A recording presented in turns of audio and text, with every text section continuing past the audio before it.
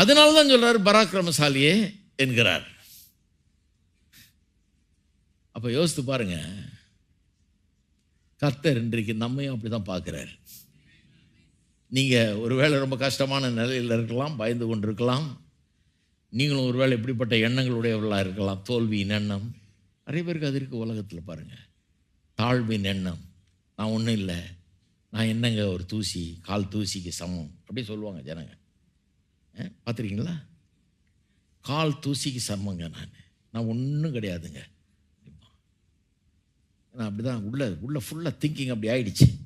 வாழ்க்கையின் பல கஷ்டங்கள், பல துன்பங்கள் அனுபவிச்சதன் மூலமாக, ஒடுக்கப்பட்டதன் மூலமாக, தாழ்த்தப்பட்டதன் மூலமாக பல காரியங்களை வச்சு ஜனங்களை ஒடுக்குறாங்க, தாழ்த்துறாங்க இல்லையா? ஜாதி, அது இது. நம்ம ஊரில் ஏராளமாக நிறைய ஈக்குவேஷன்லாம் இருக்குது.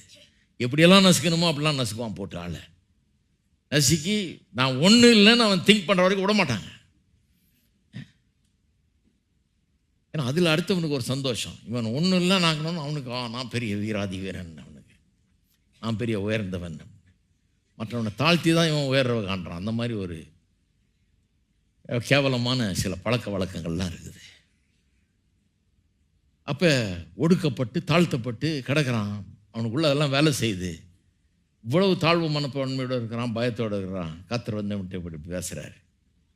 நான் சொல்லுகிறேன், இன்றைக்கு நிறைய பேர் இந்த நிலையில் இருக்கிறாங்க, கிதியோனை போல் இருக்கிறாங்க.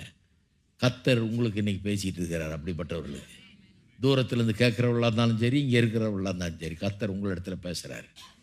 நான் சொல்லுகிறேன், கர்த்தர் உங்களை எப்படி தெரியுமா காண்றாரு? இந்த கண்ணால் காண்றதில்லை, அவர் வேற ஒரு கண்ணால் காண்கிறார்.